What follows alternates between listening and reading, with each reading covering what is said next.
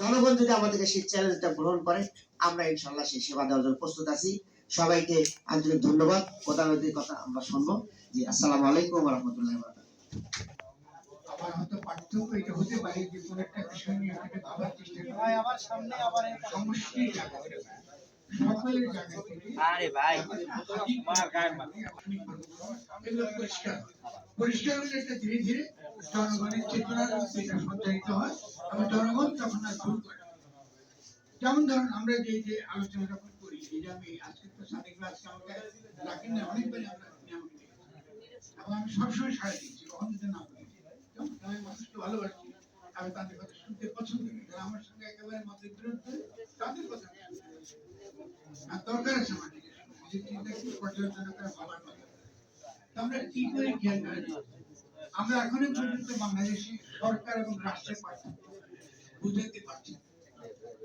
আমরা এখনো পর্যন্ত আমাদের সাংবাদিক ভাইদেরও বোঝাতে পারি না যে আপনারা যখন কোনো একটা প্রশ্ন বিশেষভাবে তোলেন, যখন যেভাবে প্রশ্নটা তোলেন, এটা কিন্তু রাজনীতির হয় ক্ষতি হবে অথবা ভালো হবে।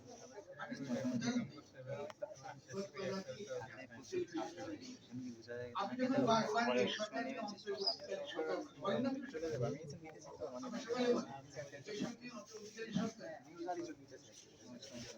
বলেন, আমরা সবাই বলছি তারা অন্তর্বর্তীকালীন সরকারের কিন্তু একটা লিমিট হয়েছে এবং সেই ব্যবস্থা নতুন ব্যবস্থা হওয়া পর্যন্ত সে আছে।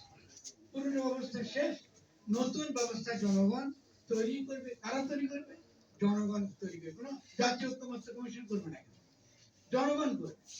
জনগণ কি করে করে তাহলে ওই যে আপনার একটা পুরনো ব্যবস্থার পতন ঘটেছে, চলে গেছে, এখন নতুন একটা ব্যবস্থা যখন আসবে তখন কি হবে? এই এই যে পর্বটা এটাকে বলে সরকারি মানে। তারপরে এই সরকারের পক্ষে এই ধরনের একটা এই ব্যবস্থাটা পুরনো ব্যবস্থাটা টিকে রাখছেন, শেখ হাসিনা রাষ্ট্র টিকে রাখছেন, আপনার রাখিয়ে তারপরে এটাকে বানাচ্ছেন অন্তর্বর্তী। এই করতে করতে আপনার এই জায়গায় এটা তো কোনো গণপরিষদে বসে আলোচনা হচ্ছে না, এটা কোনো জাতীয় সংসদে বসে আলোচনা হচ্ছে না, এটা এরকম একটা সবার। আমরা যদি আজকে দাবি করি যে এখানে আমরা এই সিদ্ধান্ত নিচ্ছি এবং এই সিদ্ধান্তকে আমাদের সাংবিধানিক বৈধতা দিতে হবে, এটা হয় নাকি? আমি এই সংবিধান রক্ষা করবো কিসের মানব? আপনার এই যে দেখছি আমরা শব্দ ব্যবহার করছি জনগণকে উৎসাহিত করছি কেন? যেহেতু আমাদের সংবাদ মাধ্যম থেকে শুরু করে আমাদের সংবাদের তথাকথিত সুশীল এবং বুদ্ধিজীবীরা তারা লুটেরা মাফিয়া শ্রেণীর দ্বারা জেনে শুনে নাই। আপনাদেরকে যদি কোটি টাকা দিয়ে করাইতে আমি খুশি তার থেকে টাকা দেবো। আপনারা জানালি করতেছেন না জেনে, না জেনে যে শব্দটা ব্যবহার দরকার নেই সেই শব্দগুলো আপনার ব্যবহার করেন। অথচ জনগণকে এডুকেট করা হবে যে এই সরকার একটা উপদেষ্টা সরকার, এর কাছ থেকে আমাদের কিছু বেশি পাওয়া যায়। ফর্মুলা ছিল, হ্যাঁ ছিল, আমরা তো বারবারই বলেছি এটা ফর্মুলা খুব সহজ।